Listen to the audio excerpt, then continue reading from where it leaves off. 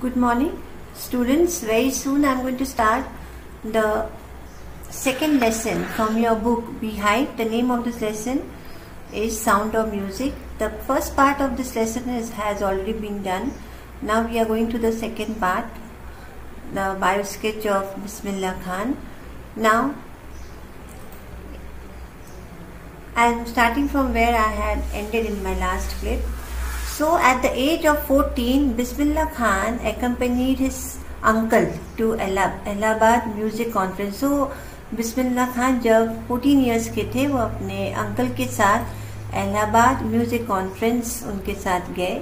At the end of his recital, Ustad Faiz Khan patted the young boy's back and said, "Work hard and you shall make it." So you can understand that Ustad Faiz Khan conference के recital के बाद बिस्मिल्लाह खान को PAT करते थे, पीछे उनको शाबाशी देते थे, उनको इंस्पायर करते थे. और उनका ये कहना था, what did he tell to Bismillah Khan, that he should work hard and if he did work hard he would surely achieve his success. So with the opening of All India Radio in Lucknow in 1938 came Bismillah Khan's big break. Means all India radio Lucknow में जब open हुआ था इन 1938, तब बिस्मिल्लाह खान को अपने career की first break मिली. He soon became an open heard shehnai player on radio. मतलब रेडियो में ऑफन उनकी शहनाई लोग सुनते थे and he was becoming famous as a shehnai player. So when India gained independence on 15th August 1947, Bismillah Khan became the first Indian to greet the nation with his Shehnai. तो जब India को independence मिली थी first on 15th August 1947, Bismillah Khan first Indian थे जिन्होंने पूरे अपने country के लोगों को, अपने इंडियन सिटीजन्स को अपने शहनाई बजाकर, शहनाई प्ले कर कर वेलकम किया, ग्रीट किया. He poured his heart out into the राग Kaifi from the Red Fort. Red Fort में बैठकर उन्होंने राग कैफी बजाई to an audience which included, और उनके ऑडियंस में पंडित जवाहरलाल नेहरू भी थे, who later gave his famous. और उसके बाद जवाहरलाल नेहरू ने, बिस्मिल्लाह खान ने जब अपनी शहनाई बजाई, ऑलराइट, राग कैफी बजाई रेड फोर्ट में बैठकर, उसके बाद ही पंडित जवाहरलाल नेहरू ने अपनी पहली स्पीच दी इंडिया को, his famous speech Tryst with Destiny. Now Bismillah Khan has given many memorable performances both in India. मतलब बिस्मिल्लाह खान सिर्फ इंडिया में ही नहीं, even abroad, outside India, India के बाहर जो दूसरे कंट्रीज हैं वहाँ भी उन्होंने अपने बहुत अच्छी मेमोरेबल परफॉर्मेंसेस दी. हिज फर्स्ट ट्रिप अब्रॉड, उसके जो फर्स्ट ट्रिप थे इंडिया के बाहर, वो थी अफगानिस्तान में, where King Zahir Shah was so taken in by the maestro that he gifted him priceless Persian carpets and other souvenirs. तो वहाँ पे अफगानिस्तान में जब बिस्मिल्लाह खान पहली बार अब्रॉड जाकर अपनी शहनाई प्ले किए, तो अफगानिस्तान के किंग जाहिर शाह इतने इम्प्रेस्ड हो गए उनके मैस्ट्रो से कि उन्होंने उनको बहुत सारी गिफ्ट्स दी.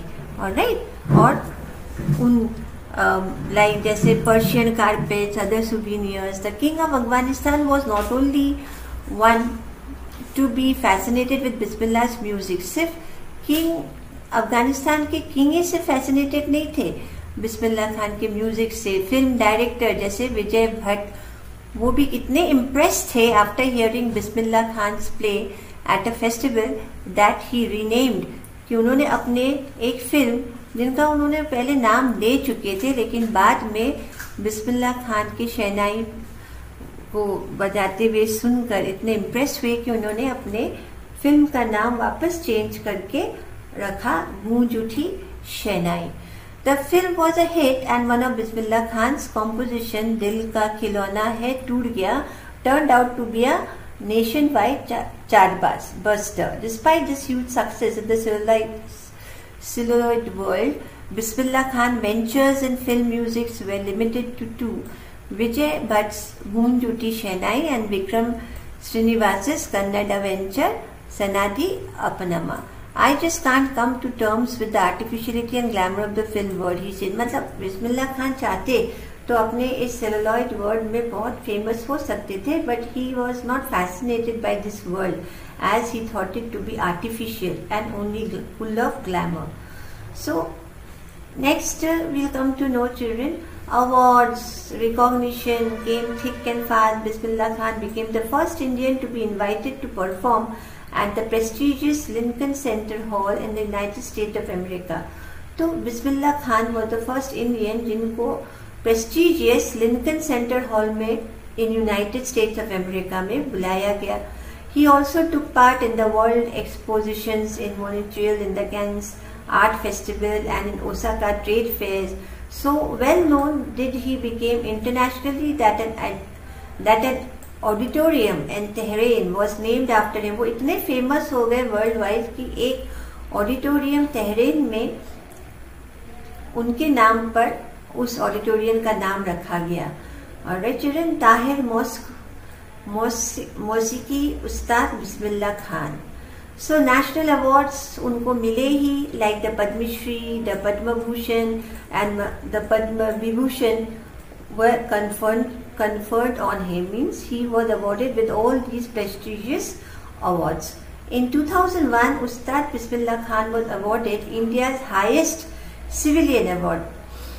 So children, Ustad Bismillah Khan को सबसे highest civilian award milli, the Bharat Ratna Award, with the convict and resting on his chest and his eyes glinting with red happiness. He said, जब उनको वो award मिला तो उन्होंने उस award को अपने चेस्ट में रखते हुए और उनके आंखों में एक खुशी की झलक नजर आ रही थी. एक ऐसी खुशी जो बहुत रेयरली किसी को मिलती है. और उस खुशी के साथ उन्होंने क्या कहा, all I would like to say is teach your children music. This is Hindustan richest tradition. Even the West is now counting to learn our music. तो उन्होंने इंडिया के लोगों को ये बताने की, मैसेज देने की कोशिश की कि इंडियंस को अपने बच्चों को म्यूजिक सिखाना चाहिए, बिकॉज म्यूजिक ही इंडिया के, हिंदुस्तान के रिचेस्ट ट्रेडिशन बताई जाती है. और वेस्ट भी, आजकल वेस्टर्न कंट्रीज के लोग भी इंडिया की इस म्यूजिक को सीखना पसंद कर रहे हैं. In spite of having travelled all over the world, Khan Sahib, as he is fondly called, is extremely fond of Benares and Damorao, and they remain for him the most wonderful towns of the world.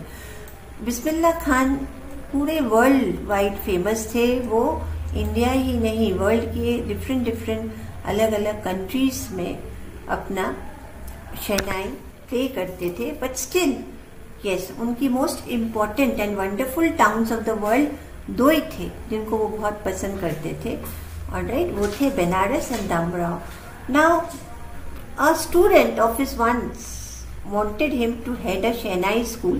उनकी एक student चाहते थे एक बार कि बिस्मिल्लाह खान एक shehnai school खोले in the US, and the student promised to recreate the atmosphere of Banaras at replicating the temple there. और उस स्टूडेंट ने कहा कि जहाँ पे बिस्मिल्लाह खान अपनी स्कूल खोलेंगे USA में, अगर वो ऐसा करते हैं तो वो स्टूडेंट वहीं US के उसी जगह पे बनारस के एटमॉस्फेयर भी क्रिएट कर देंगे, वहाँ सब टेम्पल्स क्रिएट करके. लेकिन Khan sahab asked him if he would be able to transport river Ganga. लेकिन खान साहब ने उनसे पूछा कि क्या वो रिवर गंगा को भी वहाँ पे ले जा सकते हैं. Later he is remembered to have said that is why wherever I am in foreign country I keep yearning to see Hindustan. तो इसलिए बिस्मिल्लाह खान सभी को यही बताते थे कि अगर वो फॉरेन कंट्री में भी होते थे लेकिन उनको अपनी हिंदुस्तान, अपनी मदरलैंड की याद आती रहती थी. While in Mumbai I think of only Banaras and the Holi. जब वो मुंबई होते थे तो वो सिर्फ बनारस एंड होली गंगा को ही याद करते थे. एंड वाइल इन बनारस, और जब वो बनारस में रहते थे तो वो उनके यूनिक मट्ठा और दमराव को भी मिस करते थे. So you can see, student, Ustad Bismillah Khan's life is a perfect example of rich cultural heritage. हमारी कंट्री की जो रिच कल्चरल हेरिटेज है वो हम बिस्मिल्लाह खान की लाइफ स्केच, बायो स्केच से समझ सकते हैं. परफेक्ट एग्जाम्पल है. one that effortlessly accepts that a devout Muslim like him can be naturally play the Shehnai every morning at the Kashi Vishwanath temple. वो एक डिवोटेड मुस्लिम थे जो वेरी नेचुरली जैसे उन नेचर में ही हो, उनके नेचर में ही हो कि वो शहनाई एवरी मॉर्निंग कभी भी बजा सकते थे एट Kashi Vishwanath temple. Thank you children for being with me. Take care of yourself.